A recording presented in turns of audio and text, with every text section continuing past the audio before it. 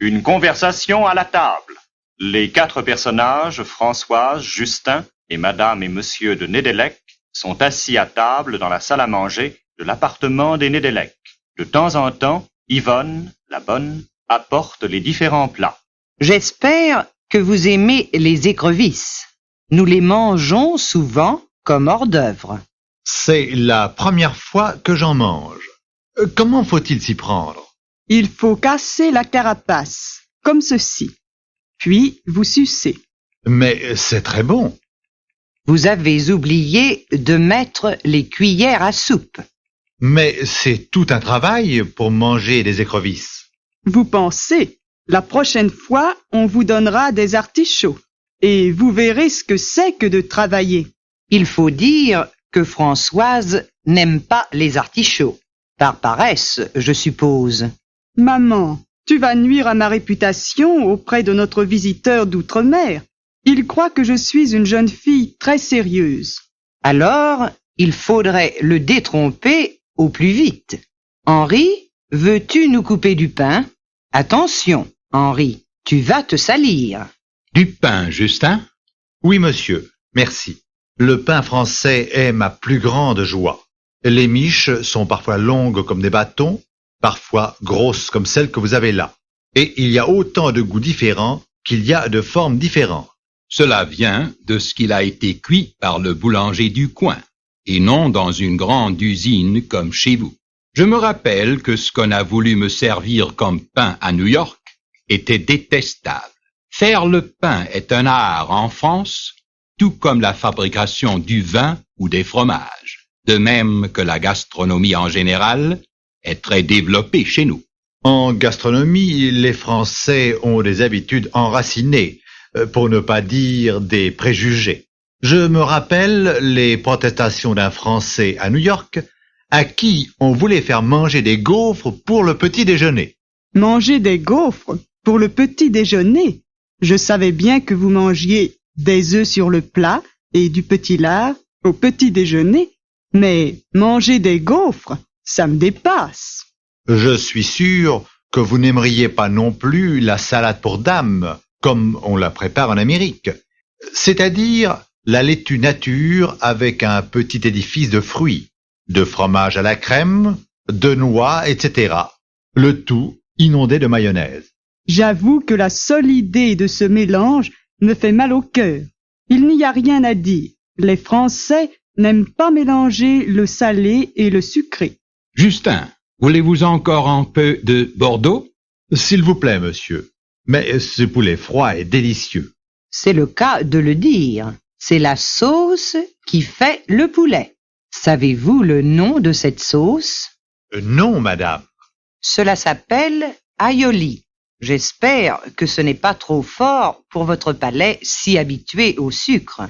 J'ai fait renouveler mon palais depuis mon arrivée à Paris. J'ai maintenant une marque française. Vous avez lu les journaux ce soir? Que pensez-vous de ce coup communiste? Je ne sais pas ce que je dois en penser, car tous les journaux parisiens se contredisent et se lancent des injures. L'Humanité dit que le peuple vient d'empêcher un coup fasciste. Le Figaro prétend qu'encore une fois, la démocratie a été trahie. On ne trouve guère dans les journaux français de renseignements objectifs, rien que des articles tendancieux. J'avoue que je suis de votre avis. C'est pour cela que j'achète souvent le New York Herald, qui est le seul journal bien renseigné à Paris. Pourquoi la presse est-elle si mal organisée? Je crois que c'est d'abord à cause de la formule même du journalisme français. On a tellement insisté sur la liberté de la presse, c'est-à-dire sur le droit d'exprimer les opinions, que nous avons fini par avoir presque uniquement des journaux d'opinion. Le journalisme objectif a sombré sous les opinions diverses. On peut dire qu'il n'a jamais existé. Ce qui m'a frappé, c'est le format réduit de vos journaux. La crise du papier explique en ce moment le format réduit. Mais vous savez que le journal parisien d'avant-guerre ne dépassait pas 6 à 8 pages. Pourquoi n'a-t-on pas eu l'idée de fonder un grand journal d'information comme nous en avons chez nous en Amérique? Je crois d'abord que c'est une question d'habitude. Comme le français moyen a l'habitude des journaux à 6 pages, l'idée de lire un journal de 40 à 100 pages lui répugnerait, même s'il y avait le papier nécessaire à la publication d'un tel journal. De plus, le français tient beaucoup à ce qu'on lui donne des opinions. Il aime raisonner. L'idéal serait d'avoir pour chaque Français un journal personnel. D'ailleurs, c'est un peu ce qui s'est produit, car on n'a pas besoin de capitaux énormes comme chez vous pour fonder un journal. Avec un tel système, avez-vous réellement la liberté de la presse? Dans une très large mesure, plus que chez vous, où il y a, par exemple, beaucoup de grandes villes ayant un seul journal.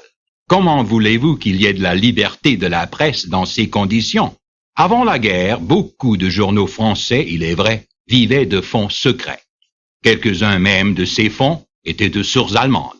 Mais avec la nouvelle loi de la presse, c'est devenu impossible maintenant.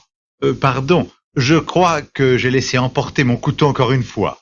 Voulez-vous apporter un autre couteau pour Monsieur Lambert? Il faudrait vous exercer pendant 5 minutes par jour à mettre votre couteau sur le porte-couteau, à côté de votre assiette. Yvonne prétend qu'elle n'y peut rien, et qu'elle vous offenserait en y touchant. J'apprendrai peut-être un jour. Mais vous changez si souvent les assiettes et les fourchettes et cuillères que je me demande pourquoi le couteau fait exception. C'est peut-être qu'au Moyen Âge, on avait besoin du couteau comme arme de défense. Il y a de ces habitudes qui s'expliquent difficilement. Est-ce qu'on ne pourrait pas apporter le dessert tout de suite? Nous allons être en retard pour le théâtre. Bien sûr. Quelle pièce allez-vous voir ce soir? Françoise m'emmène voir Huis clos au Vieux Colombier. J'espère que vous pourrez me dire, en revenant, ce que c'est que l'existentialisme. Ce n'est pas la peine de lire les articles sur l'existentialisme. On n'y comprend rien et les écrivains non plus. Je me suis attaqué à l'être et le néant de Sartre. Mais l'ouvrage m'a opposé une si forte résistance que j'ai dû l'abandonner au milieu du premier chapitre.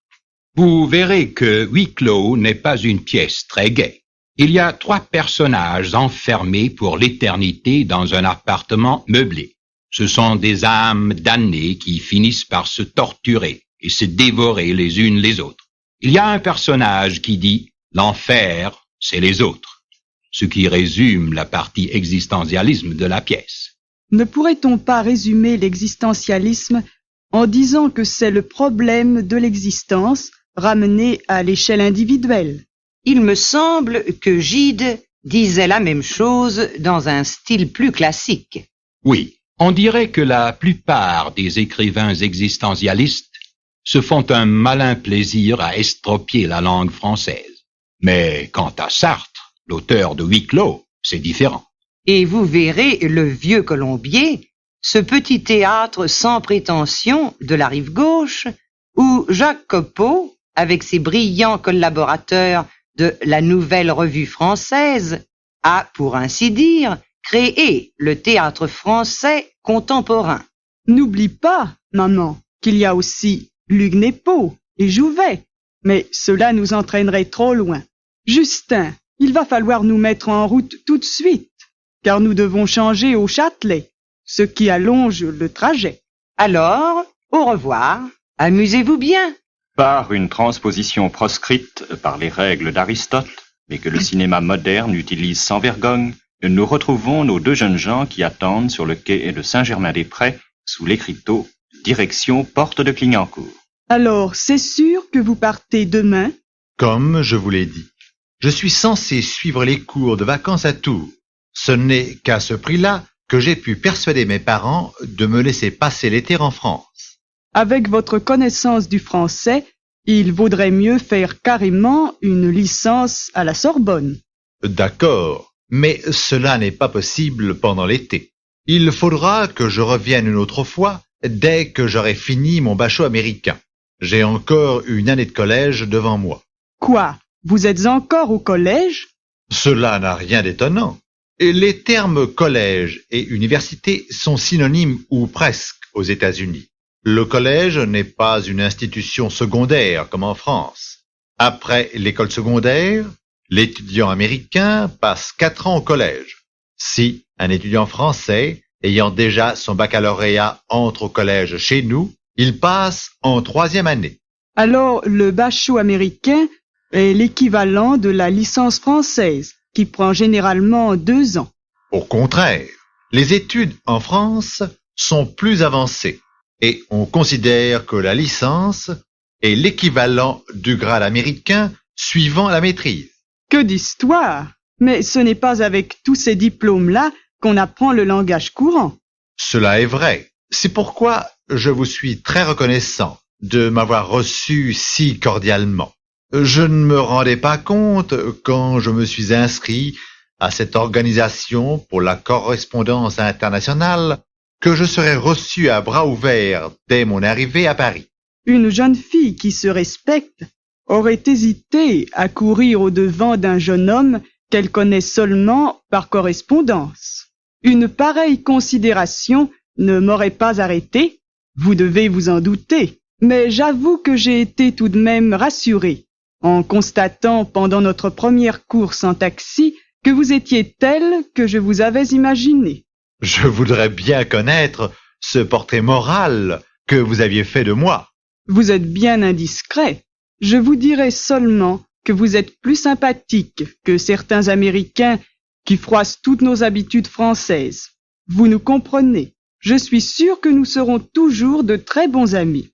J'ai si peu fréquenté la jeunesse française que je ne sais pas s'il serait présomptueux de vous demander la permission de vous tutoyer.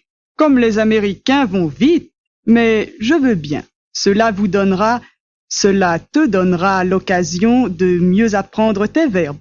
Mais voilà notre train. En tant que Français assimilé, tu n'oublieras pas cette fois que la fermeture de la porte est automatique.